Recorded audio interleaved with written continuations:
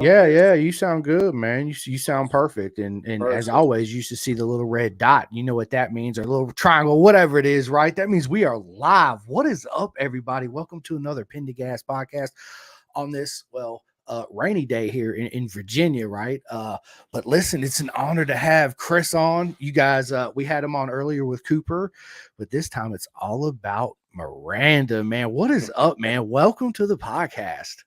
Much appreciated, man. I had a good time last time with Coop. So as soon as you offered having a podcast just about me, I said, "Shoot, why Why not?" not? Right? Yes. Yeah, it's awesome, man. I love it. It's such an honor to be able to sit down and get to talk to all my that I'm fans of, everybody around the world, right? And sit down and talk to them and get to interview them and talk motorcycles, man. Who don't? I mean, who don't would want to do that, right? Yeah, right. Who don't? Listen to me. Who would not want to do that? Exactly, exactly. Right. But yeah, so listen, as everyone knows, we did have you and Coop on together. So now it's just you. And we got into not really nothing about you because I wanted to save that just for this podcast. Right. So obviously I did some background work and check on you. And I know you're a super fast guy. Right. But why don't you tell us your story, Chris? Like, how did you get involved in motorcycles to begin with? So, all right. So from the beginning, From the uh, beginning. from the beginning, my dad's always been into riding. A friend got him into it. He was a street rider, and then when his getting involved with all the groups and everything, going to like Hooters and the hangouts and everything, they've heard a couple things about the races. So they eventually went out to the races. As he was watching, he seen the last guy pass by and said, "I bet I could beat him." And sure enough, he got out there and got lapped by that same guy. So, but ever since that started the whole racing trend. And then when I was 4, he got me a little pocket rocket, one of the little electric ones. Man, you couldn't get me off that thing. Um, I should send a picture over to you to that one because I literally have the picture right in my phone and everything. But Yeah, you're so gonna 4 have years to. old, he got me on that thing. He also got me, like a CRF 50. And then there started, just doing, circle drills. Well, the circle drill as best as, back then. Back then, Right. it wasn't all this, dragging elbow on a circle drill or anything like that. It started off just, let's get a figure eight. Let's figure that Yeah. out. Then let's get the balance going. And then sure enough, got onto the track. Over in Miami GP, which is over in like believe is Opelika, Florida. Mm-hmm. So started over there, right by a flea market, little go kart track. Threw me in the deep end, pretty much. Like 5 years old, I started riding on the big track, and then at 6, I started racing. And then from there, I mean, dude, it's just been a roller coaster ride ever since, dude.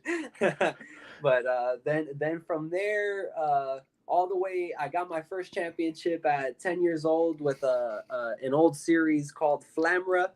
Uh, on that same CRF 50, but hopped up Nice. to 88 kit, big bore kit, all of Right. that stuff, all the nicks and crannies on it, and The big and then bars. Yeah, yeah, yeah. exactly, dude. And then from there, I took a little bit of a hiatus from racing the actual, like, the road, the street. And then from around 12 all the way up until about 15 years old, I was doing strictly dirt on a CRF 250, a CRF 250R. And I did one amateur race on the dirt. Oh, dude, that gate drop is insane. I Oh man, bet. yeah. I don't know if you're keeping up with Supercross this year. Oh man, I'm excited. I'm rooting for Jet Lawrence. He's the rookie and he's showing a lot of speed. Love Oh, how he rides and everything. But yeah, so did one, and that was just one race, and that was insane. Then I kind of realized, okay, this isn't quite for me. I enjoy training in the dirt. And then 2015, I started racing with CCS as an amateur. My first year on a CBR 600RR. First, I started um, the very last season that with Jane, I think it was a Restrepo was on a CBR 600 as well. I always looked up to him. Mark Rhodes, and like I started right in like the December, right last race of the season. So all points where everybody was swinging for the fences at that race, and dude, that was like a wake up call, bro. So went from that. I mean, I got like a fifth or something, and man, after that, that season, the next season, Rhodes and Restrepo ended up not continuing. I forgot for whatever reasons, but uh, that the next following season, I ended up getting a second or a third, or actually a few seconds, a few thirds in like GTO, GTU, Yeah. with as an amateur on that same CBR. And I tell you, bone stock, no quick shifter, just Yeah. having to drop the throttle every time. Then expert season, I believe that I got another And no second, slipper clutch third. too, right? No, No, blipping. no. Bum So just bum it's bum. literally Yep. just yeah, Yep. it's quick. And Old school, proper racing. yeah, yeah. Well, back then, so my dad back in the day had a ZX7R, Nice. 97, I believe. That was His the, baby. the baby. That was the baby, and it's funny to say because that same bike. So when we were racing back in the day with CCS, we made friends and everything with a lot of friends and JC and Carlos Lorenzo back in the day, they were racing. He was about so JC, his father, Carlos, I was racing with, and he had an AR6 and a BR6. So, and he never got the same feeling on both R6s. He could never figure out what was holding him back. Right. And one time, I guess times got a little rough on their end, and they were looking to sell one of the R6s. And sure enough, my dad made him an offer with that same ZX7. Said he's like, dude, would you be willing to trade and me have money on top? And sure enough, got that R6, and then dude, it was uphill. I mean, it was crazy after that. After that, literally, I think one of first races, um, my first races, I jumped on that R6. I had no tire sponsorship at the times or anything like that. I mean, I was starting to somewhat make a name for myself in club racing on that CBR 600 because nobody really races a CBR, let alone is fast on it. Right. And then, so getting a couple podiums, my name was floating around. And as soon as the word got out, I got an R6. Pirelli actually reached out to me, and they offered a pretty some help, which was awesome to get because I had to that point never had any support, anything other than like contingencies and stuff. Get a podium, get a front tire or something like that.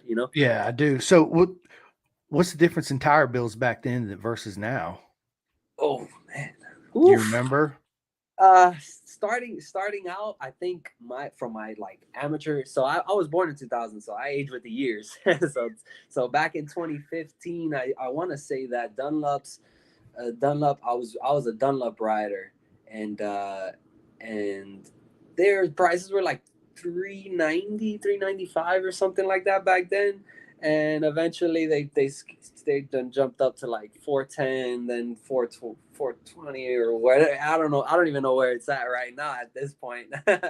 But yeah, so I think the first time Pirelli reached out to me, it was just in time for the ROC Race of Champions for Daytona, Biketoberfest. Yeah. That was my first time ever going to Daytona. Oh, First man. time ever using. So out there, I actually got my first time riding Pirelli, and yeah, it was a crazy experience. It was the first time really trying to understand, how a bike really changes with the tires under you, and dude, I meshed with them pretty well, and I ended up winning a couple races against the likes of uh, dang, I can't remember their names.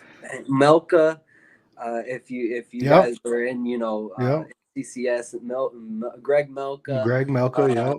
Jones, man, those were great races, and especially at Daytona, that draft down that last That straight. banking, dude. Yeah, Yes. dude. Bro, so And like I'm yeah, I playing it mean, on I got Rod stories 5. at Daytona, you Well, know that. good. Yeah, well, let's get into that. But check it out. So like I just got done playing Daytona on Rod 5 last night, and it's like I've never been there, right? It's something it's on my bucket list. I want to go. I'm really trying to make it this year. But on the video game, yeah, you're dude, it's just it's insane, right? So what's it like in real life to actually dude, bro, just pin the gas wide open, and you got that gravity and you're like this, right?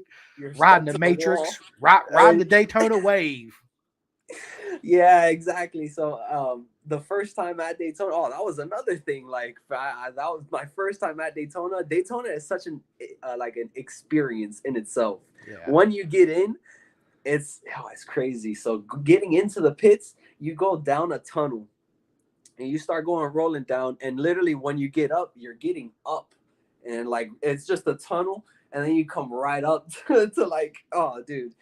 And as soon as you get into the paddock area, you look to the side and you just see a wall of cement. Just a just a freaking, And you're like, and that holy is the shit. banking, dude. Yeah. Yeah, and then like watching everybody ride, it's like, dude, you're literally looking at the top of their helmet. Like they're like full on. And I remember being so intimidated by it. And my first go around, that dude, the nerves, the butterflies were insane. Getting to the first time out, I remember going. I remember full throttle. I was like, I just got to make sure that I stay pinned on it, right? Dude, I thought that I was so high on that banking, and I don't know if I still have that picture, but dude, I was so far. I was so low. I was pretty much touching the The white yellow on stripe. the Yeah, bottom, yeah, that white yeah. strip. Oh man, but yeah, dude. And then that was the first time. And second, third, you start to like get used to it because it is pretty much just a straightaway, and but just with G-force, like you're stuck to the bike. It's insane. If anybody is, if, I recommend Daytona as a bucket list like track for anybody. Absolutely. For anybody. Absolutely. Yeah, I bet it is. And so did anybody give you any pointers like, look, dude, don't let off the throttle on that banking because you will be like, shoot, right? Yeah. Yeah. So yeah. So they just, everybody that I spoke to about it basically said, just don't let off. You commit wherever you're at on the throttle, whatever speed you're at, just do not chop it, because if you chop it, you're gonna go from wherever you're at on the banking to downhill really quick. So just commit. And I feel like after the first time, it was like the first go around, everybody in the pits, how racers are. Yeah. Oh, come on, you're being a punk. You're being a punk. Come on. So sure enough, I got out with a couple of other friends, uh, and sure enough, just following in their toe, they took me a little higher up, and after a few go arounds, you're like, okay, I get used to it, and you're like, okay, now I need to get closer to the wall, because like the wall actually helps with like um, aerodynamics and all of that, Yeah. and you get higher top speeds. Oh man, But also, that's when you're banked Daytona. over, you actually lose speed, right? On the banking, when you're actually fully, you're banked over, even though you're wide open, it's just the gravity and the, I guess the banking of it. You actually lose speed till you start getting, back So you up to the straighten back up. yeah. Then you start picking back up speed, dude. It's crazy. And then obviously coming out past the line and going in that turn one, yeah, bro. You're coming That's in hot. hot, baby, hot for real. I Yeah, know, dude. yeah, dude. I know that's a lot of fun, man. That's awesome, man. So first time at Daytona, first time, well, not first time on the R6, but on Pirellis and just learning everything at one time. Yeah, that's Yeah. good, Oh, man. Good. first time there as well. So I got out, and they like towards midday on the practice day, we had, and the first time, like, I guess I got scouted, which was pretty cool. I had Yeah. SBS rep. I'll never forget. He came to our pit. His name was Chris as well, and he came and he was like, dude, your times are promising, and this is your first time here, like. that's crazy. That's insane. So, and sure enough, he was like, well, if I gave you a set of SBS brake pads, you think you'd give them a shot? You'd be willing to try them out? I said, sure, yeah, For sure. absolutely. And that there was another thing to get used to as well, because those brake pads, I think it's the DS, the dual center one, like ones that they have two compounds. One is a softer initial bite, and then there's another firm, like really, Yeah. like, and dude, those things, man, I'm an Which one did you SBS rider, prefer? dude. Which one did you prefer? I preferred the one, and the Where it's reason an initial softer. it was the harder bite Okay. initially. Okay. The reason why I like the ones is I felt like in my personal opinion, they were a more consistent hit. So sometimes coming into, a corner, you're gonna expect that bite to be hard, and as a rider, you just make that quite like that slight adjustment to your finger pressures and everything. Whether you change to one finger or you keep with the two, but just lighten it up a little bit.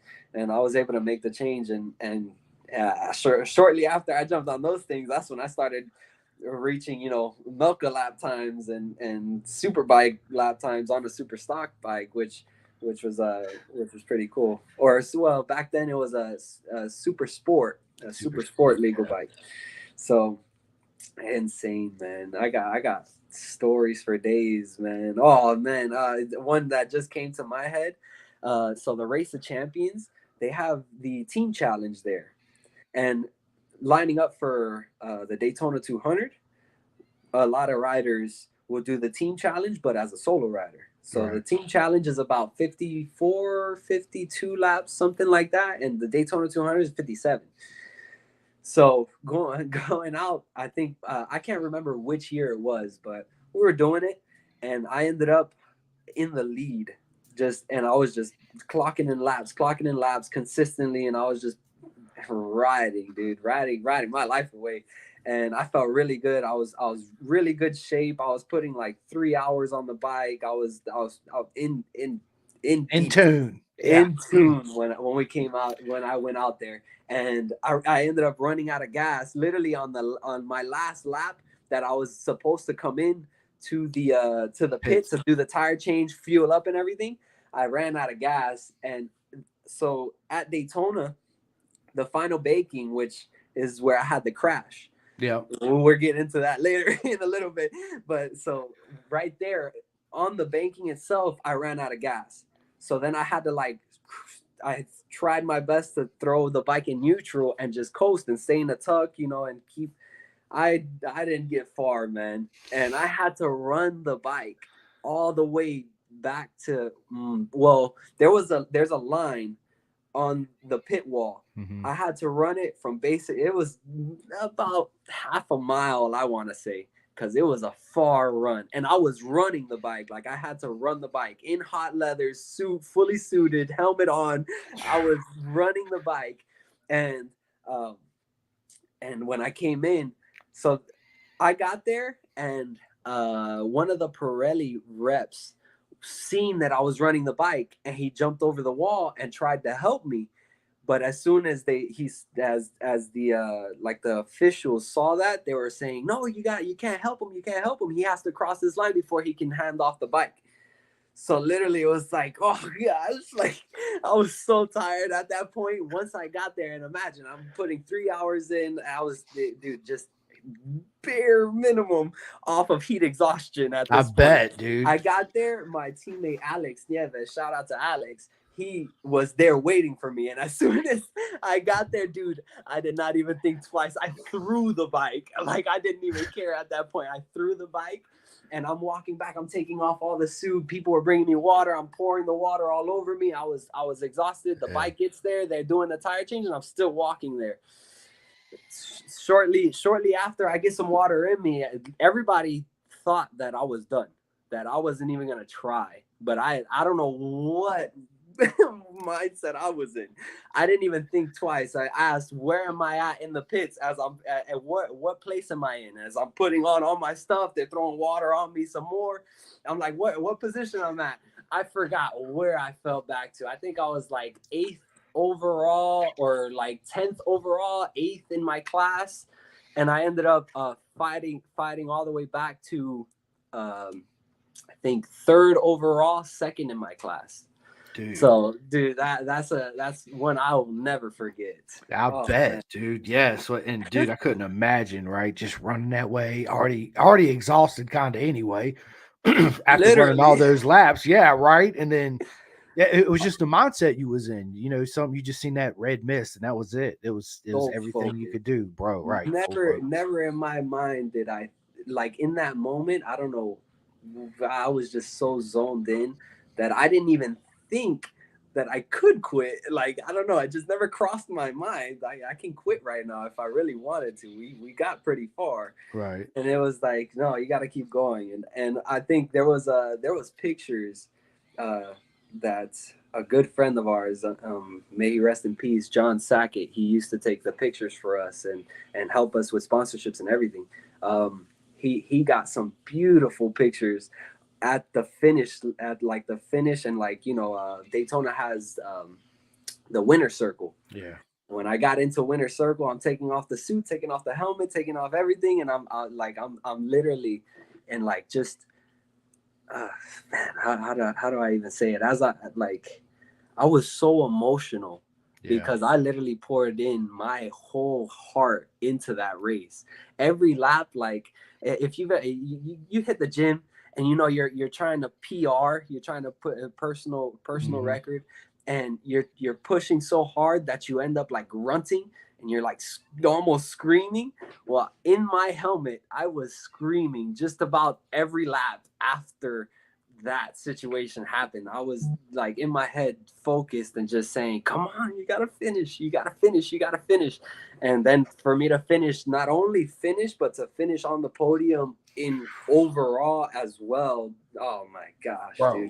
I was I was teary eyed. Everybody was everybody. And when I was rolling in, I was already teary eyed. Yeah. I poured my heart into that race, and I didn't even care where I ended up.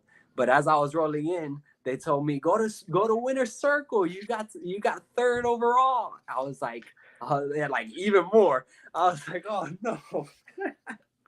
Oh man, I think I can't remember if was Rick there? I think Rick was there, or I think Rick was at another race. So this is the actual Daytona 200. I I went, and the bike was having issues for whatever reason. It I couldn't get a qualifying, a practice. I got nothing. Like, I only Yeah. got probably one clean lap out of the whole entire, like, Friday, Saturday practice and qualifying. And finally they figured it out the morning of race day. So we get a morning practice, then we get, a pretty nice break, and then we go into it. I didn't even put in a qualifying lap technically, but the only practice lap that I was able to put in was just fast enough for last place and in qualify for the actual race. So I had to go to the officials and, plead to them, like, we put so much into it.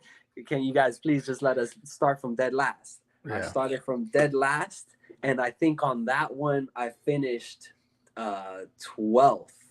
So Nice. yeah, so that one was Nice. another hard fought, hard battle. I mean, dude, stories go on and on at Daytona, man. Daytona's unlike any other race out there, too, right? Any other short circuit race. It's Yeah, obviously it's a lot longer in laps, but there's the atmosphere. It's just different, right? The whole event. It's just that's what makes it special, stand out. You feel the literally. energy. Yes, yes, Yep. Whether it's the Race of Champions or the Daytona 200 weekends, both of those weekends land on either Biketoberfest or Bike Week. So literally, like, the fans out there are amazing. Shout out to all the fans that came out and, asked for autographs. Made me feel like on top of the world. I mean, again, we've talked about this yeah, on Coop's podcast, but, I never seen myself as, some sort of celebrity or anything to even ask for Yeah. anybody to ask for an autograph of Yeah. me, and taking pictures with everybody, signing autographs, dude. Daytona is an experience, man. And that's such a crazy feeling because I feel the same way as you. I don't see myself as like whatever. Not even a celebrity. I don't see myself as somebody wanting to come up and ask for a picture or whatever. And when it happens, it's just it's it's it's hard to humbling. put into words. It Yeah. really is. It's like me. What? Really? Are you kidding me right now? Okay. Yeah. If you want one, yeah. I'm sure you feel the same way. I'm just grateful. Like, wow, Dude, you, it's an like, I'm honor. sure for you, you watch the podcast. That's awesome. I'm so grateful that you watch. And anybody who's You know. watches like my YouTube videos, or or just watches my racing, follows my racings, all like my records or anything like that I've accomplished in my career. Like, I'm just grateful. I'm like, wow, you're so in tune that you know who I am, and I'm just grateful for that. Yeah. Well, again, it's my honor to sit here and have you on, man. And insistent, we've actually become friends, which is even more of an honor, right? But yeah, dude, back to racing, Chris, bro, man, Daytona. Is it good to say that's actually your favorite racetrack in the world? Is Daytona or I Man, it's hard to say, man. I do love Daytona though. I think the the stories, the mindset, and everything that I had every time I went to Daytona, I think that's what I love so much about it, and also just the feeling when you, as a privateer, we were staying inside the actual Daytona, the circuit, yeah, as you know, we wouldn't try to spend as much money as going to a hotel or whatever yeah, for our stays, and staying in there again, just an experience. And it's always like every time you come out, all the lights are on. It's like it's showtime. yeah? And it's like you're looking around and you're just in awe, you're just in amazement. You're like, wow, this is This is this I this is can't heaven believe I'm right here. here. Yeah, dude, this is awesome. Are you kidding me? So, did you ever sneak out on track at night on Oh, like a of little pit course, bike? of course, Yeah, all the dude. time. I'm sure there's some good stories that goes along with that too. Oh yeah, for sure. I remember there's a story, um, with my mechanic Jose. So I back in the day, he was West Side Performance Racing out of Hialeah, and he him a good friend of mine, as well, came out to we were just hanging out. Everybody's, it's Daytona. If you're not racing, you're drinking, you're hanging out, you're having a good time. You're having a Everybody good has time, music yeah. playing, barbecues, everything's going on. And we take the scooters out and we just go to the bathroom. But then obviously we're in Daytona. It's such a show stopping area that you're like, let's go take a little look over here. And Daytona is so huge, like it is so big compared to any of the other tracks, like it's crazy. And we go and we're riding around, and this one of the security guards ends up, screaming at us and telling us, "Hey, you guys can't be riding around in here. Everything's supposed to be off, blah blah blah."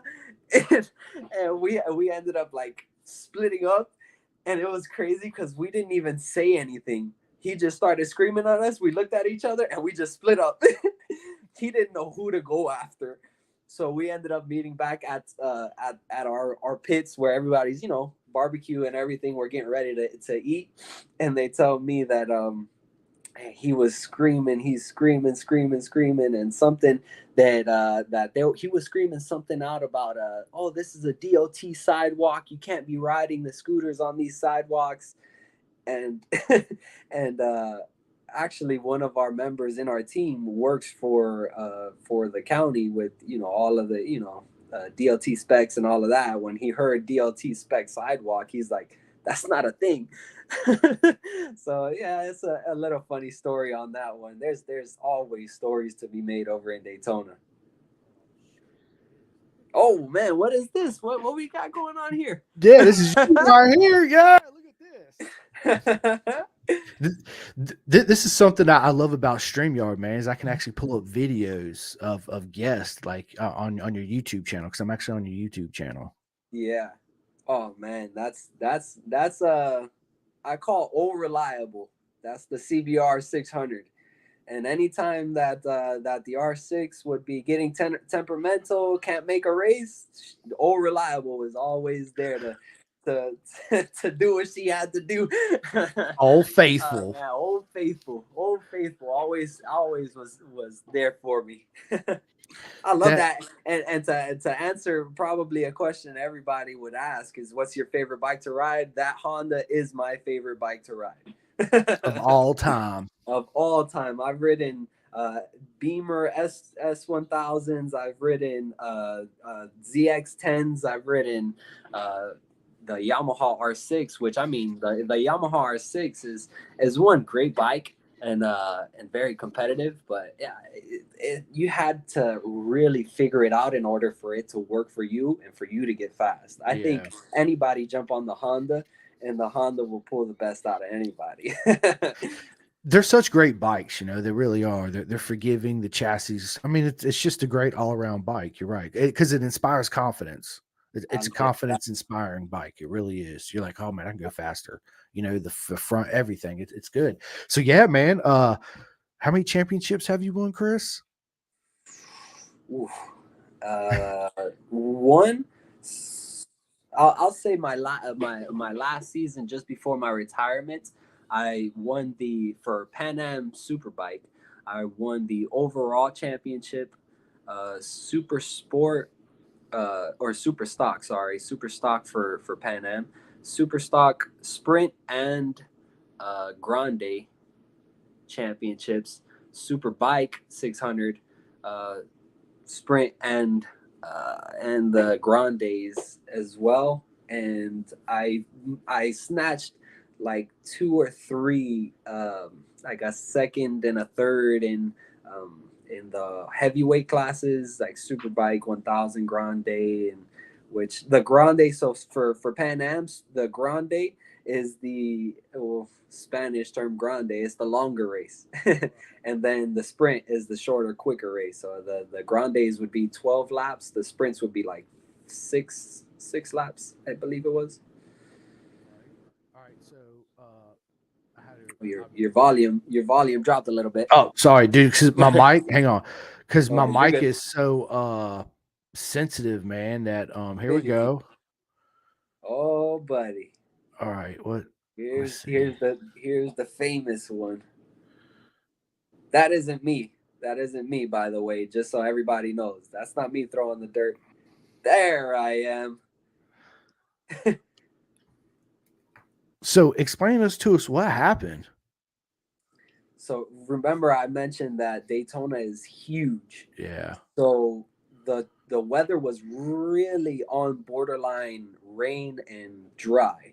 So for our session, we went out and we knew we had to try and get a time early because the rain was coming and it was lingering. Right. Sure enough, on one of the hot laps, I'm coming through, and on one side of the track, on the side that I crashed on, it Yeah. rained or sprinkled or whatever. On the other side, I'm on the other side, full throttle. I'm going full send. No drips of water or anything on my windshield, on my shield, or anything.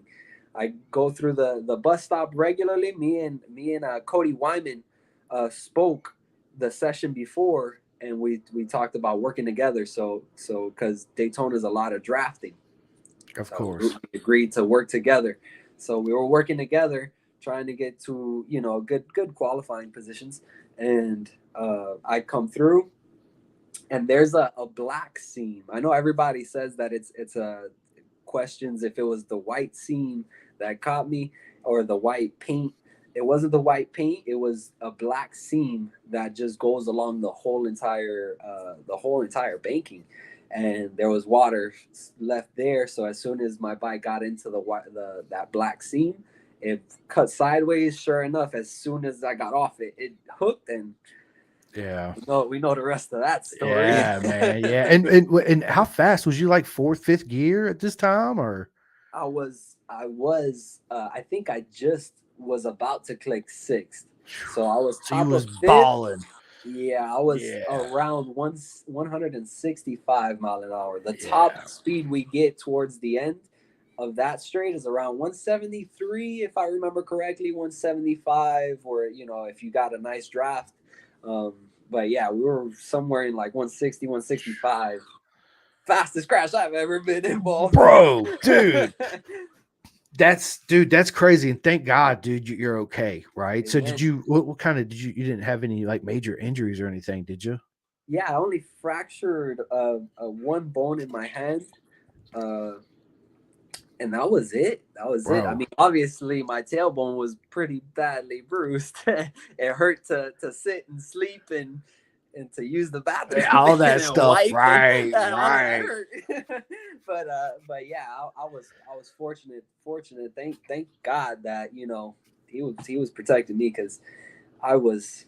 That That's was crazy. I've unfortunately had friends that have passed during Yeah, in racing and everything, and I mean it's pretty much the name of the game. it Like is. it's a dangerous sport. We all know it, and that one really had me face to face with, let's say, death in that Yeah, sense. yeah, for 'Cause sure, man.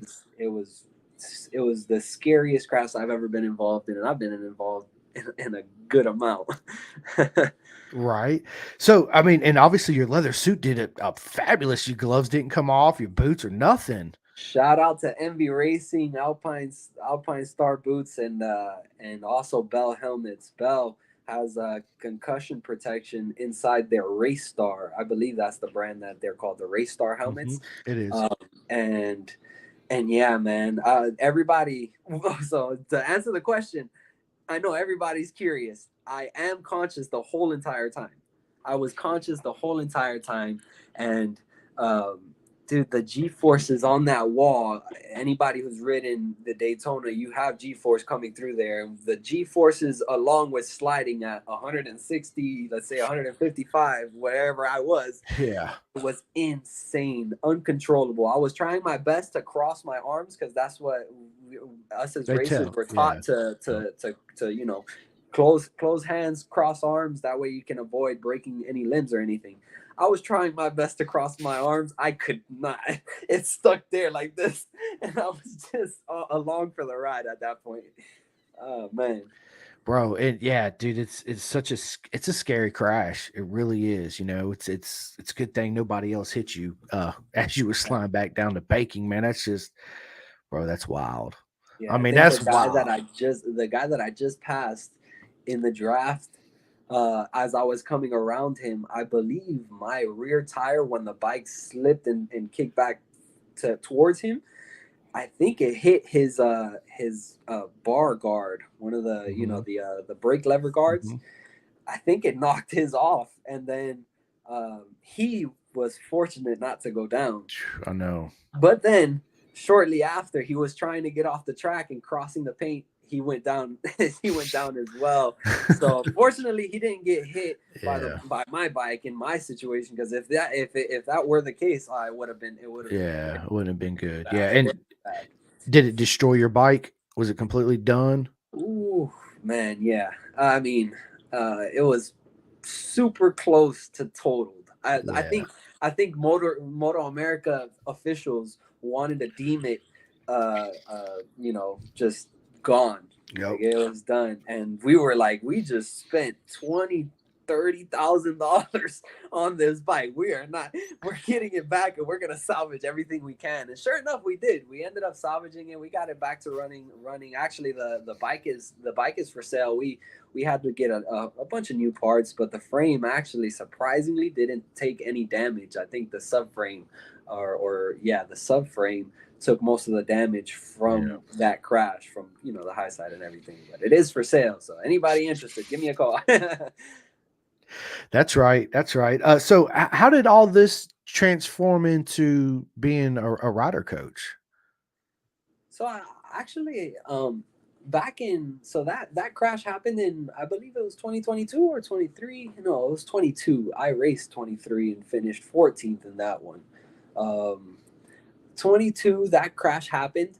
I was out for a good I want to see, it was like a good 6 months, and because of me being out, I had to take leave from work, and I mean they they cut me because of Yeah. how much time I had to take off, and yeah, so being cut, I already was coaching with South Florida Mini GP. Shout out Michael Shout Correa. out, big shout out. Yeah, Yeah. and South SFL, I Florida tell Mini dude, GP I tell everybody on every podcast, dude, SFL mini GP is where it's is at. where you want to It's be. where you want to be. Where So you want to be.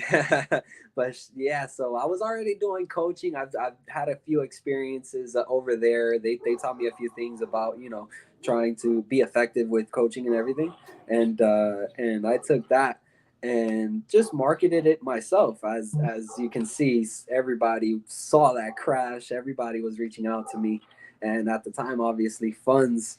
I was gonna need funds for doctor bills, right. and the bike, trying to restore the bike, because at that moment in time I was still committed to the season, and the season that I just described to you, winning the overall championship, those 600 championships, those few superbike championships. Most of that season was ran on Old Faithful, the Honda. Love it. But towards the end, we got the bike. We with my coaching and everything, I was able to recoup funds in order to get the bike back and running. And towards the end of the season, the R6 got back, and we came back strong. We came back, and we started. I think we really started making a push for some of the superbike stuff, because superbike Nice. 1000 classes. Because I mean, yeah, it was exciting. After we got it back, I only ridden, and that's another story as well. I mean, I only ridden that the new R6, the modern R6, the one that I crashed in. Hmm. I only ridden it once before Daytona. So literally the Wow. second time on the bike, the second race weekend is when that happened, and it was kind of unfortunate, fortunate. I mean, everything happens for a reason. I'm Yeah. one of those to believe that. So everything happened, and I mean, it was one minor step back for a major comeback, as I feel, because I mean, it was, again, Daytona brought it out of me. It was, you lock in, and I knew I had goals for that season. My goals were to get those 600 championships as well as the overall championship in Pan Am, and sure enough, I was able to make it happen. So shout out to Tony and everybody at Pan American as well, Pan Am Superbike. I'm missing you guys at this point. Unfortunately, my racing has taken. I've announced my retirement because of funding reasons, Yeah. unfortunately. Yeah. Yeah. So, but you will still do track days and stuff, and obviously you coach, right? I So you still still I get the still ride. coach. Coop keeps me sharp. Let's just Sharp. say that. Coop keeps me Right. real sharp. I have to push to keep up with that little guy at the mini I tracks. bet, man. Oh man. I can't But wait to yeah, come out there and ride with you guys. yeah, I'm still coaching, and if anybody requests, I can do, parking lot drills, coaching with the go-kart tracks, as well as big tracks on the 600. I still have my bikes, and I still have coaching bikes and everything. So if, inquiries, give me a call, we can make something happen. Absolutely, man. Yeah, and then obviously your full time job is you're actually a realtor. A realtor, yes, yes. I'm How, over in Miami. So how did you? anybody wanting to buy, sell, invest, anything like that as well, give me a call. That's right. That's right. Definitely help. And so I assume you're just as fast at selling houses as you were on the bike. Oh man, dedicate. My dedication is all around the board. I'm I'm involved. Let's just say. I was taught growing up that if you do, how you do one thing is how you do everything. Yep. So I try my best no matter what. So Yeah.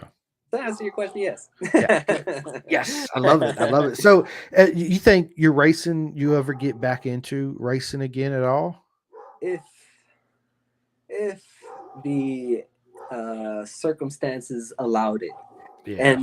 but if I were to get back into racing, it wouldn't be to be like head honcho, which I mean, uh, I was trying my best to be. All of us racers got somewhat of a little ego on us to You try and got be the to. best. We Yeah, have you got to. to push for it. But if I get back into racing, I think it'll just be for fun.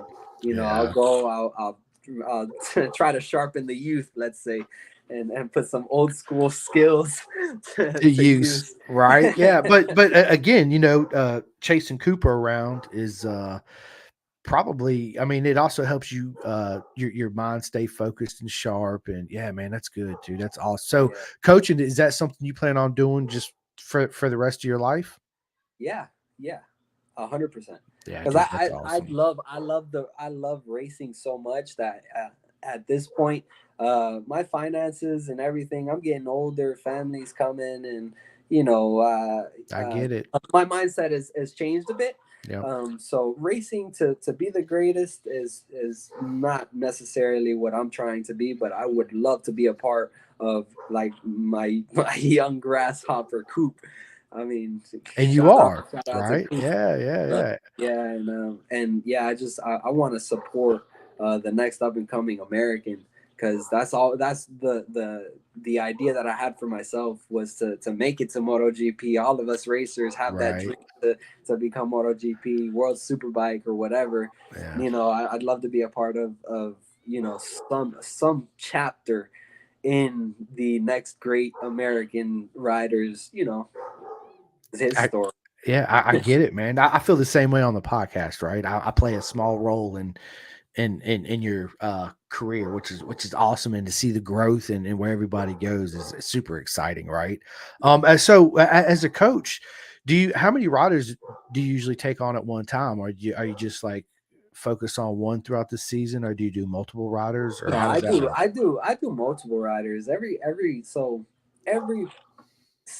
situation, every scenario, every track, differs. So I can take on a group if it's at the kart track. I can take about 3 people if we're at the big track, but it just varies on what the circumstances are.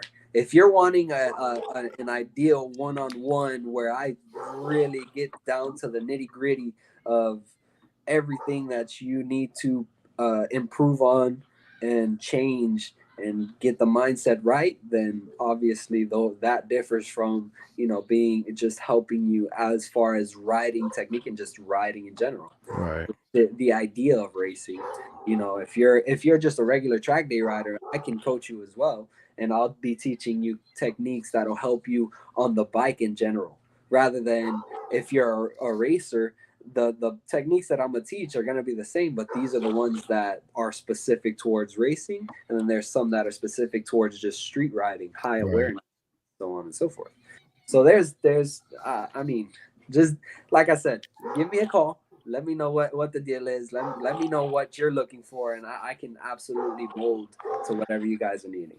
That's awesome, man. And then we got Pat Sheridan. He said he calls you a baller because you is a baller, right? And then my man Rick Glover's the one I seen it popped up because I was gonna pull up the video on the of your crash. He said Google Chris Miranda Daytona. It's famous, absolutely, right? And then Paul McKee, what is up? He says, right on, Christian, get us another MotoGP champ. Good stuff. And then Rick, That'll be dude, my dream. That's my new dream I now. know, right? That's everybody. Rick says, let that dog outside. I know. I can't believe my son has not let everybody hears my dog just keeps. Yeah, yeah. Anyway, so you're going to continue to work with Coop. Do you have any other riders lined up on your schedule as far as coaching right now? Not at the moment. Not at the moment. I had a few that I was working with previously, but circumstances, Yeah, economy, and all that. You can yeah, say it's tough times for everybody, and I think everybody feels it. But yeah. yeah. So like I said, I'm not specific to one rider. I can mold. And I've worked with kids as little as 4 or 5 years old, and then as old as let's just call them veteran riders. Right, right. Yeah, that's Rick Glover again, dude. I love Rick, dude. He's so awesome. He says I can say that Chris has the unique talent of working with young and old riders. It is his gift. Yeah, absolutely. I agree. Thanks, Rick. Yeah, and I can't wait to come down there and hang out with all you fellas and get beat up on the track, which is fine with me. It's still going to be a whole lot of fun. Old dudes, Sheridan says, yeah, we should all do a little old dude race, right? I'd still get beat for sure. Um, Bro, yeah, dude, this is awesome, Chris. Dude, what a journey, dude. What a career you've had, Oh, right? I appreciate it. Yeah, dude. I know you feel did you don't have any regrets, right? Looking back at all, you just like you're satisfied with it. Yeah, You got to I'm be. satisfied. I'm Yeah, satisfied with my journey. I did.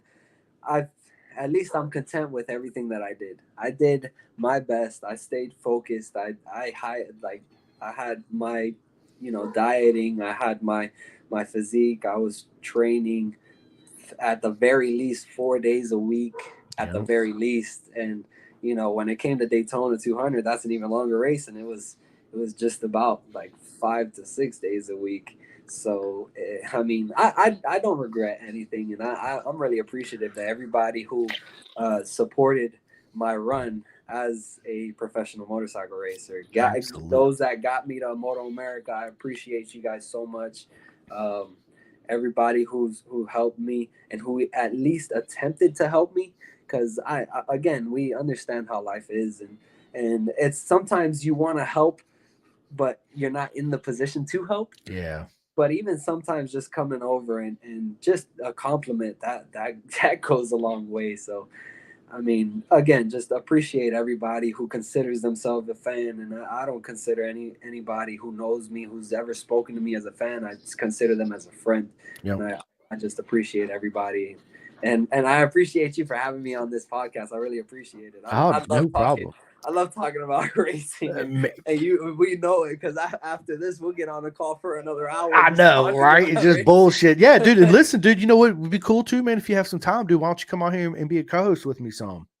Oh man, Dude, dude! If you know that'd be cool. we'll schedule it. We'll schedule it. Yeah, Just yeah, yeah, let me yeah. know. I will. Realtor schedule's kind of crazy, but I know. we'll work something out. I'd love to be a co-host on some of the Yeah, podcasts. man, absolutely. It'd be an honor to have you on. What I'll do is when we get off here, I'll shoot you my schedule for the next because I'm booked out. I'm filling in for May now. Ooh, Um, yeah, so I'll send you my schedule and you can just be like, hey, I want it on this one, and okay, boom, there it is. It's done. But sweet. yeah, it'd be a lot of fun. I'm just trying to do it different, right? I'm trying to find other ideas to just make the podcast different and unique, than anybody else's. And another thing I've been juggling around too is like when people watch like Pat Sheridan or whoever, like, hey, if you want to jump in, I can send you the link and they can jump in and ask like a live question, right? And then you can answer the question and then we can move on to the next person, right? Yeah, that That would be would also be sweet. cool. Yeah, man. Yeah, Oh, yeah. that'll be sweet. Or Yeah. like a live line or a call line. Just Yeah. have them shoot you a voicemail or whatever and listen to it or whatever. A Shoot question. me a text, shoot me a direct text, whatever it is. That's Yeah. awesome. Yeah, that would be sweet. Yeah. I think it would be cool too. But look, man, I want to get into what Chris does away from all the motorcycles and the realtor stuff, right? So, favorite music, Chris. Ooh, that's a hard one. I dabble in a lot I know, actually. me So too. I like me. I've been listening to a lot of country right now. I do like rap. I'm from Miami. Yeah, right. Who don't like Gotta have a rap? little bit of that. Everybody Uh, likes rap. yeah, I like EDM. I like house. I like it all, dude. I actually I'm also partial Hispanic as well. So I Yeah, mean, I listen to Spanish I do trap too. music. I mean, so yeah, and, my girlfriend's Brazilian, so she speaks Portuguese. I'm listening to a little bit of Portuguese rap as well. So I mean, I dabble in a lot. I dabble in a lot. I So do. It's funny because I listen to Mexican music too, like just straight Spanish, and everybody at work is like, "What the fuck are you listening to?" I was like, "Bro, this shit jams. You kidding this me is right my now? Yeah, thing. this is it, bro. Yeah, it's hilarious, dude. I listen to everything too. So if you was to pull up your phone right now, what song would you be listening to? Seven Summers by Morgan Wallen. Nice, dude. That's the go to right now. Morgan Wallen's awesome, man. I Dude. He Morgan Wallen, Luke Combs, my top right now. Yeah, I like both them. I listen to country too, and yeah, it's good stuff, man. So what are your favorite movies? Oof. I'm a big fan of the wholehearted sports when when it's like the underdog. I love those movies because I relate to it. I mean, I'm Yeah. just a kid from Miami Gardens who had a dream becoming a MotoGP specialist and a MotoGP racer and all of that. And I mean, I went for it, and so I always root for the underdog. So I love stories. So like one of my top ones I like the most is Real Steel. That's the robot boxing movie. Yeah. I really like that one. That was always a favorite A for me. go-to. Yeah. Man, one of my favorite movies, man, is Top Gun. Love Top Gun. Top Gun. Yeah, That's a such a good one. good movie, man. Yeah, yeah. Of course, there's, but other than that, it's all MotoGP and like you got Faster and Fastest and the Doctor and Texas Tornado, the Kentucky Kid, the Isle of Man TT, dude, documentaries, all that. Those are my, Oh man, I love the Rossi documentaries, dude. yeah, Oh they're good. man, I know. But see, I actually got my fan club Rossi T-shirt shirt on. on. Yeah, it's actually the fan. Me and my boy joined the fan club, so yeah, we're a bunch of nerds, right? But it's all good, brother, man. It's all so. Star Wars or Star Trek? Oof. Uh, I'm gonna get some hate on this, but I don't. I've never actually watched either of them. Okay, okay. All right, all right, all right. It's okay. Star Wars for sure. Yeah, I think so. If I had to choose, it would be Star Wars though. Star Nice. Wars fan. Good answer. I wouldn't have to end the video right now if you said Star Trek. But okay, bye, Yeah. bam. You're all right. We're done now. I'm just playing. Rick Glover again says Chris and I have spent several hours in the car on the road listening to all kinds of music. I bet, man. Road tripping's fun, man. I tell everybody it's not the destination to get there; it's actually the journey getting there, right? 100%. Yeah, you got to be self-aware, dude. I love doing that, man. Just looking out the window, driving, just taking it all in, right? It's good I, stuff, I man. feel there's a Family Guy meme that that really sticks to me as Peter Griffin is crying in the car and he's parked inside the garage. I think. And then literally right after the song ends, like a happy one comes on, and then he's just like so happy. That's literally me. Like my I feel like music really touches my soul, and Yeah. that's one thing that me and Rick spoke about to Coop is like to have a hype song, no matter what it is. Yep. That Gran Turismo movie, we spoke on it a little bit about with Yeah. Coop's podcast is that he's listening to smooth jazz or whatever it is. Mhm. That's his sort of hype music. It Yep. calms him down, and that's what puts him in the mood to race and do good. I've always had so my hype music. I'll give a one is a Hero by Skillet. Yep. That one gets me going. Monster by Skillet. Like and again, I'd listen to a lot of I do music. too, man. I do too. And a lot of people give me a hard time for listening to Frank Sinatra. They're like, "What is that?" I was like, "Bro, that's Frank Oh, My Sinatra, Way? bro. You're Frank kidding me. Sinatra is that dude, son. You No, dude, crazy, that's pure talent. Like dude, this bro." isn't auto tune. This isn't Mhm. none of that. That's pure like him singing. Yeah, it don't. Yeah, I love me. Oh man. me some music too. It's good stuff, dude. So, do you read books? Because I'm an audiobook listener. Honestly, other than the Bible, no. Okay. I'm reading. I'm reading the Bible right now, and I guess you can consider that a few books, right? So, Right, right, right, right. yeah, I'm into that. Well, man, I'm gonna turn you on to a couple books, man, because audiobooks are awesome. I love them, dude. Of course, I listen to pretty much any road racer that has an audiobook out there. I got and I've listened to it. Right, one really good one, dude, is John Hopkins, bro. You've got to, Ooh, bro, yeah, the I'm Hopper getting book, that. bro, because he holds nothing back. He talks about the drug addiction, the alcohol, the dude, nothing. A real story. It's A raw, and real that's what story. a real story, right? That's what I That's love. It's really good. And another one I just got done, Daniel Shoemaker, a good buddy of mine, which everybody knows he co-hosts on here some too, is uh Matthew McConaughey, Greenlight. That was a really good one too, man. Um all positive. Another one is David Goggins. He has two books out. oh man, yeah, yeah. Who isn't a Goggins fan? Bro, David Goggins is where it's at, right? He won't never stop. It's yeah, man, it's good stuff. So what's your favorite food, Chris? I'm a so specific. It would be fettuccine alfredo with chicken. Light. That was always my go-to when with race weekends. Yeah, have a nice plate of pasta just before the race, and then it gives you enough. It gets you fueled. Yeah. She's properly fueled, so Did you, that was always my favorite. dude? I love. So, before I ask you this other question, did you have any like rituals before, like before you went out on track? Like, obviously, listen to a certain song that puts you in that mindset. Left Yep. boot on before the Yeah. right boot. Favorite underwear. Blah blah blah. I never had nothing like that. I did have so back when I started, my dad was really really specific with saying that smooth is fast. Mm-hmm.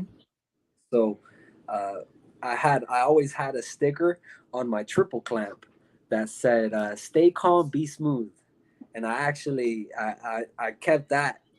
That's a ritual, a bit of a ritual. And then every time I rode out, I would say a small prayer as I was coasting. I'd pull the clutch in. I'd Yeah. do Father, Son, Holy Spirit, Amen.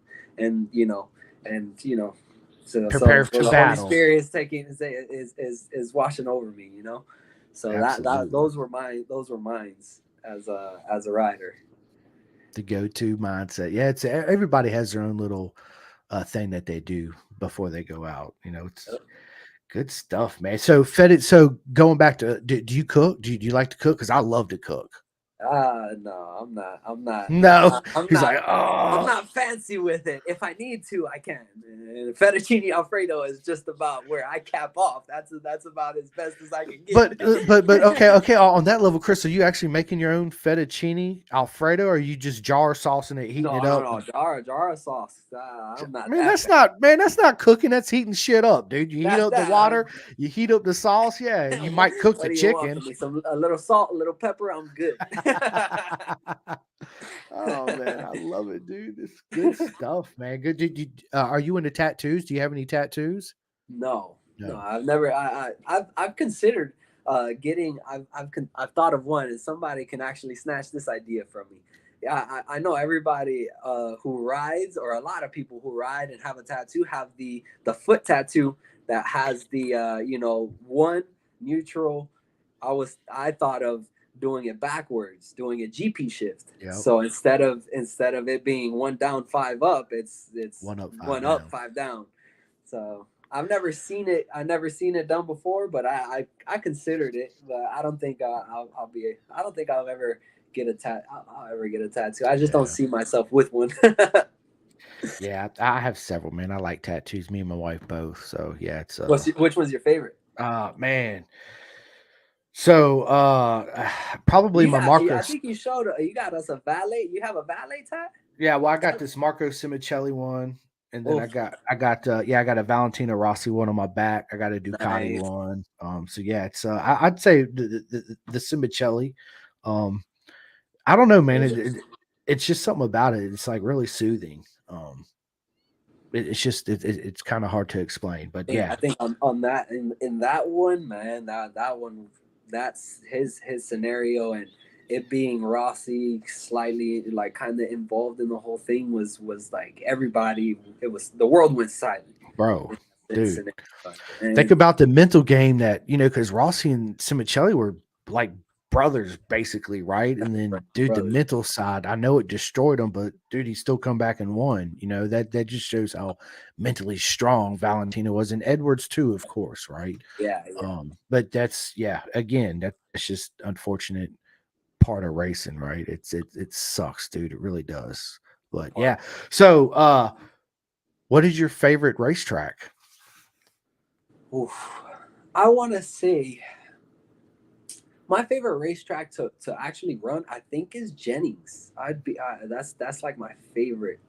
Jennings always, just puts a smile on your face.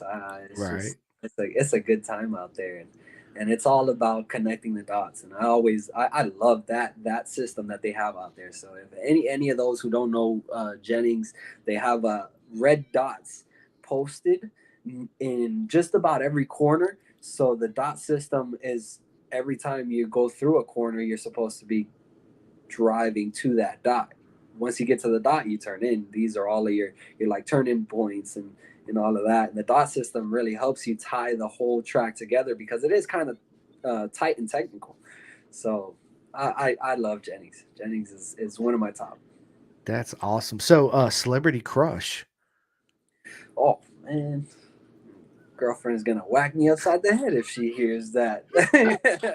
uh, dang.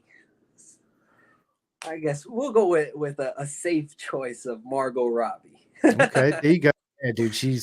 Margot Robbie's absolutely right. Yeah, good stuff. So, who's your favorite MotoGP rider? I Like wanna of all time and today. and current. Yes. Currently, I am. Man, dang. It might be both. I'm a big Marquez fan. Okay. And I think we touched this again on Kuz podcast a little bit A about little bit. Marquez, everybody didn't like him when he was, young and full of testosterone, let's say, and throwing it in on everybody, and he had to do what he had to do in order to make win the race. Absolutely. But everybody tends to forget about how Rossi was back in the day as well, because he had to do the same He thing, was a and I think killer. everybody gets Yeah. through that. Yep. Everybody goes through that.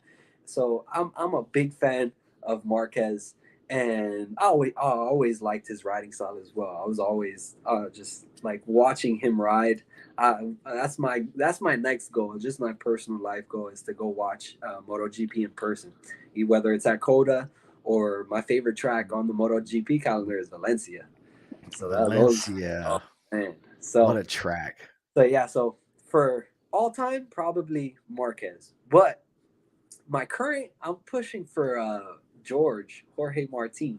Jorge Right, I'm, Martin. I'm, I'm really pushing for him because he gave it a real shot last year. I think he's gonna come out swinging this year. Yeah, I like Jorge Martin too. He's like a little pit bull, right? Yeah. Yeah. So you didn't have a 500 rider back in the 500 Grand Prix era. Oof. I think that was just out of my age group. I think. That's right, because you was born in 2000. That's right. Okay, okay, So, okay. man, 500 though. I mean, it's Rossi is a safe choice. Yeah, I mean, Rossi Ross. is just a safe choice. But Listen, I tell everybody, man, it's a long debate. Who's the greatest of all time? Giacomo Agostini, of course, has got all the records. yeah, Rossi is second, but what sets Rossi apart to me, in my opinion, than anybody else is he made MotoGP where it is today, right? His charisma, what he brought to the table, all the fans, the viewers, it's insane, right? Not only that is he went from 125 two strokes, 252 strokes, that's 500 two strokes, won in all those classes, then went to the four strokes, right? So his riding style changed, right? And yeah. then they went to the 800s, right? So he had to change his riding style again, then back to the 1000s, then the aerodynamics and dragging elbows and all this shit, right? That he's Yep. done. And then at the end of his career, he was still going faster than he's ever gone before, right? It's just that as you get older, you get slower, right? Unless The there improvement isn't as big it's as not, these it's not. kids. Um, and it's like, except for if you're Jeremy McWilliams, let's just be honest, right? This guy's out here, 65, just murdering it in the Indian, right? But that's awesome to see. It really is. And Rick Cooper says Mick Doohan, right? Listen, Oof. Mick Doohan to me, Mick Doohan was one of the most rawest killer of a rider. It will instinct. What I mean by that is he didn't really have a whole lot of friends. He really didn't talk shit. He just whooped your ass on the track, right? And that injury in '92 when they fused both his legs together and he come back with, I mean, it was retarded. It was like 8 weeks or 12 weeks or some shit like that. Oh, okay, it probably wasn't that short of a time, but it was pretty short. And then, dude, to do what he did and come back and win, it was, yeah, of course. He's up there. But McDoohan didn't bring to the sport what Rossi did. Like Uh, he didn't grow 500 Grand Prix the way Rossi grew. You know, Rossi, Rossi yeah, dude. legitimately had to change his riding style about 6 times in his whole entire career. Like Yeah. it's astounding, and he's still molding. He's molding like the champion right now. Pecco Yep. Bagnaia is his rider. Like Yep. it's It one of is. his riders, so he's still molding the racing. So yeah, Rossi is definitely like the GOAT, in my opinion. Yeah, but I go just touching back on Marquez real quick. I think if Marquez really wants to cement his, and I've said this before, his uh of course he's already going to be a legend. I mean, he's a fucking legend, right? But in order to, I think, be that next step of legend status, is he's got to win on a different manufacturer. I always said that, right? And now, um, He's got an opportunity now. he's got a great opportunity to do it, man. This is going to be a very exciting MotoGP season. dude, not just MotoGP, dude, Moto America, dude. We got, dude, 600 Super Sport is fucking stacked, son. God bless it, dude. It's retarded, and then BSB, man. BSB, everybody knows I'm a huge British Superbike fan. Yeah, B fan. Dude, I'm super excited for World Superbike too. Bro, yeah. Ray World on the Superbike, Yamaha, that I bro, never top saw rack that. on the BM. Yeah, I know, right? Man. It's gonna be insane. It is. It's gonna be good. It's so. Let me ask you this question, Chris. If you could have any bike in the world and race in any category, what bike would it be? What category would it be? And who would be your teammate? Ooh, that's a good one. All right, I think. Okay. All right, so this is like the world, like in the world. Anything. You could be in World Superbike, BSB, wherever you want. I think. Oh, I honestly, I think. All right, I'm gonna try to make it. It's the three categories. So, for Moto America, I would have loved to have been racing.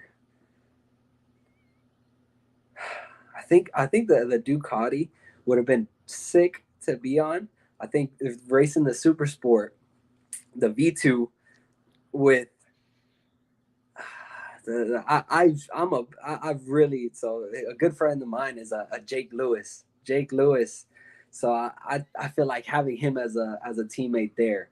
World Superbike, I would love to be on the not Yamaha, sorry, the Beamer. I would probably pick the Beamer because I've ridden the Beamer, the Kawasaki, and all just about the Yamaha as well, all the 1000s, and I've really got along with the Beamer. And in that one, I would love SDK, Sean Dillon Kelly, to be my teammate in that one. Nice. And if it were MotoGP, I would probably want to ride the KTM. And actually, the rider on the KTM is Jack Miller. I'd love for Jack Miller to be my teammate on that. Miller time, it's a party down under, right? Yeah, dude. I'm a Miller fan. I'm a Bender fan too, man. It's so. Let me ask you this: who do you think is the most underrated rider in Moto America? In Moto America, yeah, in all categories. I want to say I'm gonna say underrated in Moto America in any class, or because you want me to go by class? I can try. I mean, you could just do Superbike. Let's just do Superbike. Make it easy. Superbike. I think the underrated was, at least last year, was PJ Jacobson. I think his riding ability is really high, and I think he would have had some more time and better gel with let's say the Tyler Cycles team. I think he could have been up there. I mean, obviously Cam Bobier came and first season on the bike, started first out the gate, just won. I mean, I'm a big Cam Bobier fan as well, but Cam is expected, and I think when it comes unexpected is riders like PJ Jacobson and Cam Peterson as well. Cam Peterson is a bit underrated because you look at times and the records and everything. Jay Gagne is always going to have that one extra year ahead of him, but based off of the times, Cam Peterson was up there as well. So I'd have to say PJ and Cam are probably up there. Yeah, I mean, and another guy, and this guy is humble as ever, is Matthew Skoltz. I think I love Skoltz. Oh man, dude, he's such a good guy, man. He's such a good guy, man. I hope he's going to be in Moto. I'm sure he's going to be in Moto America, right? I sure hope so, and I sure hope, because his talent Hey, he's one heck of a rider on the dirt, on the street. I mean, he's just one talented rider. And then again is like outside of the track, you have his personality. His personality is just amazing. He is one great person. Just you can tell he wants to help you. He'll answer any questions you got. And some of them are supposed to be private as far as superbike teams go, let's say. So he's just one heck of a rider. So as far as my favorite rider, he's Matthew Scholz in Moto America for sure. Yeah, I like Skolties, man. Man, I'm such it's man, it's hard for me to man. I'm such a fan of the sport. So obviously, I was a diehard Nikki Hayden, Valentina Rossi fan, and Simoncelli, of course. Two of them ain't here anymore, and one of them's retired. Of course, he's racing cars. But after that, man, it was hard for me to be like, oh man, I'm such a diehard fan. Like I got to buy hats and shirts and jackets and all this shit, right? That goes along with it. I found myself where I love everybody. I'm a fan of the sport so much that yeah, I'll go. But if I was to go to MotoGP like I go to, you should come to Texas with me because I'm going in April. And Um, that's my goal. yeah, dude, let's go, dude, let's go. I'm going, dude, for real. I'm gonna I'm gonna try to make it. I'm gonna I try. I man, last year, of course, I brought some Brad Bender and some Jack Miller. I got a badass gas t-shirt and a soft shell jacket because it Mm, looks good, man. It looks so good, right? The two. following year, I got the Aprilia shirt and the Aprilia jacket, man, because it's Ooh, still one of the best looking jackets. It's yeah, so good. that's gotta be nice. Um, yeah, so I just, man, I buy, I just whatever, right? If I see it and it looks good now, I'm like, I'm copping that right there. I'm That, definitely that, getting that, right? But if I'm gonna buy anybody's merch, man, it's hard, man. Obviously, I'd like to support people that I know personally that's actually racing versus people that I don't know personally that's actually racing. I don't care what class it is.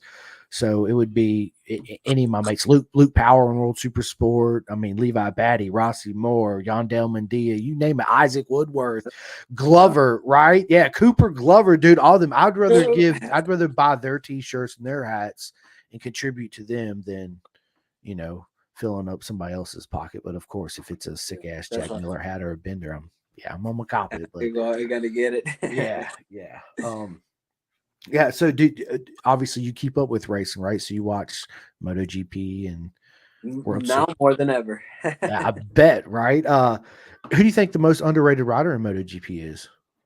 MotoGP. Oh, MotoGP. I think the most underrated is probably Brad Binder. I want to say Brad Binder is showing a lot of progress with him and his team, his riding. I think if it weren't for Ducati being such an amazing bike, that he would be fighting for a championship. Bender, dude, Bender's a beast. So Rick Glover says, I think Rossi has given more back to the sport than any other rider. Yeah, absolutely, man. Absolutely. And then Rick hits. What is up, Rick? He says, Matt is awesome. I'll never forget when he shot me in the neck playing paintball at New Jersey. Dude, uh, that's awesome. That is good stuff. So who do you got for the championship in MotoGP this year? this year, Yep. oof.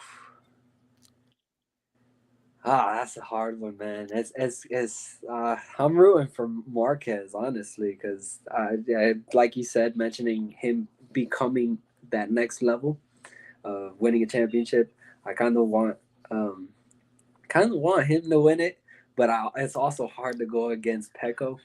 Because Pecco, man, he gets the job done. He gets the job Yes. done, and it's consistency that really, Mhm. that wins you championships rather than speed. Of So, course. I think I think my view is that Marquez was riding on such a limit with the Honda that I think now he's going to be able to take that step back and be a more consistent rider because the bike is just that much better. So I think Marquez has a really good shot at it. Yeah. Plus, man, there's so much that goes into it. Sometimes it's not just such a simple answer, right? Even though we like to make it as simple as it can be, because you Yeah, got, dude, how he gels with the team actually in the atmosphere, right? But also he's on the opposite side of the garage he's never been on, but he don't have to test and develop nothing, right? So it's like he's just in a different spot, right? And I think it's actually going to benefit him yeah, because he could yeah, focus on him and really what he's doing besides, because you could tell the downfall with Honda when he was at Honda. You clearly seen it. You've seen it in the videos. You've seen it in the way he rode. You've seen it in the interviews. I mean, it was, yeah, I called it. I was like, he's leaving. yeah. Absolutely, he's leaving. Everybody's like, no, he's Yeah, not leaving. I'm like, oh, as he's soon as gone. the rumors came out on the forums, it Yeah, was I'm like, like, oh yeah, yeah, he's he's gone. He's gone. out, baby. Same thing. I think Jorge Martin, I don't think he's going to be with Ducati in 2025. I think that um, he's going to be one of the first riders to actually jump ship, right? And also, speaking on real quick about World Superbike, man, I'm really excited to see my man, the maniac, Andrea Iannone, back in world. Yes, dude, and he's fast, man. He was like He's fifth and he's or on a Ducati. He's on a strong bike. I think oof, it's gonna be such a dicey dude, season, it's dude. gonna be such proper mega race season, dude. It is, and it's like, man, that whole thing with him getting banned for 4 years, man. That's such a harsh like. Listen, people make mistakes, right? Dude, you got to give people a chance. I did not agree with that decision, and they made it even worse because he tried to fight it, right? It's like, yeah, you ruin people's lives Uh, playing that yeah, game. yeah. It's just crazy. But I'm so glad he's back, dude. It's gonna be, man, racing in 2024 in all classes and all categories is gonna be It's just, gonna be so bro. sick. It's gonna be a year. Who you think's gonna take World Superbike, the champ? So you got Marquez in Oh, MotoGP. man. Who's in World Superbike? World Superbike. My pick's got to be Top Rack. I think Top Rack's the way I think he he figured out So you what think he Top likes Rack in a on bike. straight up on the BMW first year he's coming out doing it. Yeah, I think so because I think him as a writer, and if you watch any of his like outside of like just regular interviews and any of his content or anything like that, you can tell that he's an intellectual, so he knows what the bike and why the bike is able to do what he wants it to do, and that type of mindset going right into a pretty good team and on a strong bike. I think I think all he was missing was power, and now that he has the power, I also personally feel that the BMWs and I the one that I rode was out. Let's call it outdated, 2018. But those bikes are It just was a their missile. chassis is insane. So I Yeah. can only imagine what the World Superbike is got to be. So who's the top three then? You got Top Rack number one. Top rack number one. I think Bautista is going to be it's going to be a dogfight to the end, but I think Top Rack's going to want it more, and he's going to risk more for it. And then I think I'm gonna go with a wild card. You may or may not agree, but Agater for third. Yep. Yep. Agater is a sleeper, and if you want to ask the question of a Dom. sleeper in World Superbike, yeah, I think Agater. Whew, yeah, he's a sleeper for sure. He's fast, man. You know who I want to see win the World Superbike title? My man Scott Redding. Oof, I want yeah, to see Scott Redding win. Dude, I was so happy when he went out there to BSB and mopped it up. I was like, dude, yeah, he can. Scott can ride, bro. I mean, he can yeah.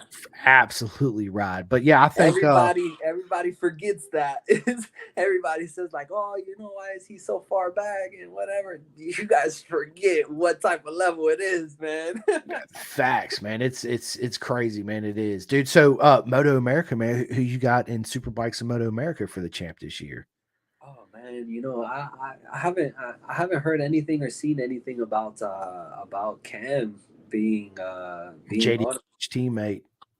JD Beach or Well, oh JD yeah, Beach is on Tyler's. they announced that. Yep, JD Beach is on Tyler's, which I haven't heard anything directly. I mean, as far as Cam, but I'm almost positive he's going to be with Tyler's too. I hope so. So If that is the case, then my pick would be Cam Peterson for first. Jake Gagne, I want to say he's gonna be a third, and I think the sleeper is gonna be JD Beach. JD Beach is one class rider Yes, he and is. an all around rider, flat Yep. track and like the whole nine. So Motocross, I all think, that good yeah, stuff. I think he actually came to Homestead testing on the Tytler's bike. And when I saw that, I mean that definitely raised some Of course. questions, Yeah, you yeah, know. yeah, yeah, yeah, And yeah. then So it's Cam Bobier and JD on the Tylers. Yeah. it should be. So I think my top three would be one, Cam Bobier, two would be uh, oof, it's hard to choose between Jay Gagne and JD Beach because I think JD Beach is going to come out and come out swinging along with Cam Bobier's data to back it as far as him being on the team. Of course. I think it might be a Tyler Cycles 1-2. That's gonna be. I'm gonna go out on a limb. Listen, man, I tell everybody this. And Paul McKee said, "Hey, number 29." Absolutely, man. I'm really excited to see what my man, the Maniac's, going to do. And I Yeah. actually got a signed Andre Annoni poster right here when he When he was was on in, Suzuki. yeah. Yeah, yeah.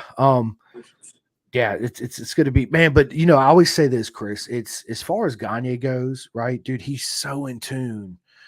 That whole team, bro. It is so hard to beat that type of package, right? Yeah. He might, let's say, even if Cam's not the fastest, but Gagne, it's still so hard to beat him because of that package he's got. He knows, dude, the team knows exactly where he wants his traction control to kick in on every corner and all, this whole chessboard, blah, blah, blah that goes into it, right? But it's when you have a situation like that, that's why he's been, successful. That's why Bobier was so successful back before he went to Moto2, right? That's why, Rossi was so successful. That's why Marquez was so successful first at Honda is that team belief, the atmosphere. If one little thing is wrong out of there, it throws a whole monkey wrench in your whole program, and it shows on track. So when you have that, it's so hard to beat, man. It's hard to call, man. It really is. I mean, it's oh my god, it's so stacked. It's like, Yeah. Oh man, dude. bro, I'll tell you what. The one the rider I'm most excited to see is obviously my good friend Sean Dillon Kelly. I'm excited to SDK. see what him and his team can do. He's on a BMW. Yeah. Yep. Yep. And I'm excited. I'm excited to see what they can pull out because I don't know if they got data or anything. What do they have? Like I don't the know. only thing that's been announced is that they're Riding a BMW and he's back. Pro is right. back in. Yeah, he's back in the U.S. and he's riding a BMW. That's it. Rick Glover actually has a question. I assume it's for both of us, but he says, "I'm curious on your thoughts on MA Supersport for 2024." I think it's going to be hard to go against PJ. PJ Jacobson is riding the V2, correct? Yep. On the So, Ray Hall alongside yeah, Kayla Yakov. oh, okay. That dang man. Okay, I've been slipping on the updates on Moto America. Yeah, man. So listen, dude, we got Dude. Torrin Collins, we got Jarrett. Torrin Collins gonna race the full season this time? Yeah, dude. He's with Altus. It's on Altus. It's Torrin, Jarrett, and oh my god, Jake Lewis. And then you got PJ and Caleb on Ray Hall. You got Blake Davis moving up from the Twins to Super Sport. Dude, dude, Super Sport is stacked. You got Corey Alexander. Dude, holy crap, that's stacked. Bro, it's stacked, dude. Even more. Oh boy, I mean, the glad list goes I'm on. not having to deal with that group. Dude, I'm telling you, it's Super Sport has the most stacked class this year, man. As far as the winner's gonna go, man, it's oh my god, dude, you got bro. Yeah. It's all right. So. You got Tyler Scott. It's hard. It's hard. It's hard to pick a top three. It is. It really is. Yeah. I do think that PJ is going to be the one to run away with it. Honestly, because PJ coming right off of a super bike, two clean super bike seasons on a BMW to jump on the V2 not even, like let's say an R6 or anything. Yeah, he's Right. jumping on like the one of the best bikes to be on in Yeah. the super sport on a team with who's also being who's got Ben Speed's backing. Like, oh man, yeah, I think that that's also another one of my top favorite riders, Ben Speeds. Ben Speeds is probably one of my favorite Americans to make it to MotoGP. Oh yeah, dude. So Along with yeah, Nicky Hayden, of course. Nicky Hayden is always the GOAT, but yeah, for yeah. us I mean, Americans, yeah, Ben was awesome. I'll never forget the 2009 World Superbike season when he just fucking dominated, man. I mean, that's one of the best seasons, right? And then, yeah, man, dude, God, dude, it's so hard. I mean, super sports so stacked. You're right. PJ is going to be there. I think once Kayla gets adapted to it, she's going to be up there. I mean, you got. Dude, you got my man Torin, you got my man Jarrett, you got, yeah, dude. I'm friends with so many of these guys, dude. It's like I want to see everybody win, right? But obviously that's not the case. But I'm cheering yeah. for every single person, It's right?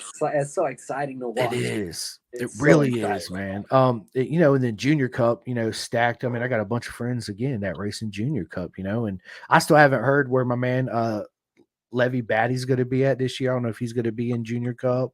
Yeah. Andrew Way, he's going to be there in Junior Cup. Isaac, my man Isaac's going to be there. Yandel Medea is going to be there. Max Van's moving up to the twins class, which he's my dude too, right? Max Van's he's Yeah. gonna do really good in the twins class. You got Dominique Doyle, man. You got, dude, the list goes on and on and on. It's yeah. I'm basically covering all the sleepers in my mind of every class, but I think the sleeper is gonna be Isaac Woodworth. Isaac Woodworth, if he can just get a couple consistent finishes, I think he can mess around and do what our other South Florida Mini GP dude did last year, dude. Freaking Avery done Avery the Lap came out Slayer. swinging, and I Yes. think I think Isaac has been, and I've seen Isaac like at work. Let's say he's been working, and I'm excited to see how he does this season. Oh, okay. Well, I'm sorry. Not the Twins Cup. Max Van is jumping straight to Super Sport. Thanks, Rick, for correcting me on that. So yeah, dude, stack, dude. Max Van's a friend of mine, Dude, dude. holy Yeah, cow! bro. It's dude. Super Sports is the most stacked class in Moto America for sure. 100 hands down this year. It's I think it's finally taken that U-turn back to what it was supposed to be and what it's always been up until just a few years ago. yeah. Up until a few years ago, the super sport class was that stepping stone for super bike. Mhm. So, and for a long time there, it's always like such a stacked class because everybody knows that if you want a shot at a super bike ride, you got to do something in this class. And if you do something here, if you win a championship here, or you're battling and you're in that point, then that's when okay, this guy is somebody to look at. You know what I That's mean? right. No, you're right. And then this year's just going to be proper mega in Oh, racing. I mean, it's dude, incredible. we've gone on an hour and a half, I, dude. I, I like that's crazy. bro, Like I it told doesn't even feel like it. I know that's what I love about podcasts, man. It's like we get in here, we just start talking, and next thing you know, it's like boom, it's an hour and a half gone. Um, yeah, and then of course, big shout out to Mallory Dobbs for making it the FIM Women's Championship. That Oh man, is dude, awesome. What's up, buddy? that's sweet. We going to Nana's house or Huh? tonight? Are we going to Nana? I don't know. I haven't talked to Nana. Mom wanted to know. Okay, well, just tell Mama I'll call her as soon as I get done with the podcast. Tell her probably not. I'd rather just stay home and cook. All right. All right. Thanks for turning off my light, buddy. Thanks. Yeah, man. But listen, you're right. Isaac Woodworth, man. He's a good buddy of mine. His dad Curtis too. Big shout out to him, dude. They're Yeah. freaking awesome. And then he says Isaac has all the skills. Also, watch out for Matt Chaplin Jr. Cup. Yep. Yep. Absolutely. Yeah, dude, 2024 is such a great year, It's and I haven't even heard where my man Rossi Moore's going. I mean, there's still a lot of movement going on, so nothing's final yet. So it's really kind of hard to What you call free agents. right, Free man. agents are still out there. Yeah, and to actually call it, man, it's hard. I want to see actually, once they get down to start testing and all that good stuff. But there's Moto America's stacked, dude. They're all stacked. World Super Sport, World Super Bike, Moto GP, BSB, man. It's insane. It really is. But listen, Chris, dude, I enjoyed this, man. Listen, let's do this again. We'll definitely have a part 2 and have you on here as a co-host too as well. This is awesome, man. We're gonna end this here in a few, so I can go out here and I gotta call my mom and my wife and all that good stuff. So, listen, Chris. Yeah, why don't you tell all the viewers where they can find you, where they can follow you and inquire about your coaching and all that, and buying and selling houses and all that good stuff. Absolutely. So you can reach out to me, Chris_M413 on Instagram, Chris Miranda on Facebook, CHRIS Miranda, like the right. If you've ever been told that one, hopefully not. And then you can reach out to me. My phone number is 786-487-7811. Give me a shout. I'm open to talk about racing or coaching or real estate. Give me a call. Right. Yeah, that's good, man. That's good stuff. You guys reach out to him. You heard him, man. Yeah. And actually, before I get off here, I got to give my little spill. So, man, I don't know why I'm having such a hard time talking today. The Clothing Kings, are, man, good mate of mine.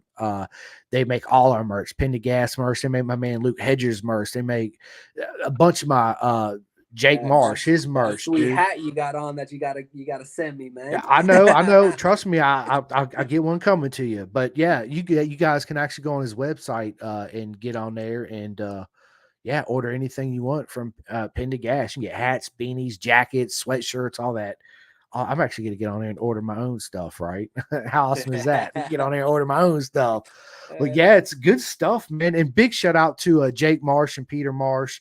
I need to make a list down and start giving a bunch of shout outs, man. There's a bunch of my BSB guys that actually have clubs, right? Like Jake's got Club 45. My man, Finn Whedon's got a club. I mean, dude, Max Hardy, Luke Mosey, Luke Hedger, dude, all these guys have got a club, right? Where you can sign up. And me and Juju actually talked about this, and he actually started a Juju club, right? Club 40, which is awesome. Yeah, dude, it's awesome, man. Peter Marsh, what is up, my man? He says Pin to Gas is the future, mate. I can't express. I love these guys so much. They are so proper, and I can't wait to go back out there in 2025 and hang out with them. Jessica, thank you so much. Love the podcast. I love you too. You are awesome. Dude, wouldn't that be, that'd be awesome. Pin to Gas race team one day. That would be, dude, that would be, yeah, right. Proper like mega on that one. I like that. Yeah, that sounds good. But yeah, man, big shout out to everybody that always loves and support us, man, that always watches and gives feedback, man. I couldn't do it. It's an honor. Thank you guys so much. It really means the world to me. I'm sure you guys are probably sick of me saying it, but I'm going to continue to say it anyway. You guys are just awesome, mega. It's such an honor to be able to do this and feel all the love and the energy. And it's, there's nothing like it. So thank you guys so much. And I hope you guys' Sunday's enjoyable and Monday's even better. And I will see. I got a podcast Tuesday and Thursday, Friday, Saturday, and Sunday, I think, this week coming up. So 2024 has been starting off to be a busy year, man. It's crazy. But anyway, thank you guys so much for joining Pin to Gas. Listen, do me a favor, go sign up for Club 45, Jake Marsh. Reach out to Chris Miranda, any riding coach. Big shout out to my man, Michael Carrera and SFL Mini GP, simply the best in the business. Rick Glover and Cooper, Jillian Carrera, man, all these guys, Max Van, everybody, Jeff Servin, Chef Eats, everybody. I love all you guys. Until next time, we'll see you guys later. All right, hang on one second.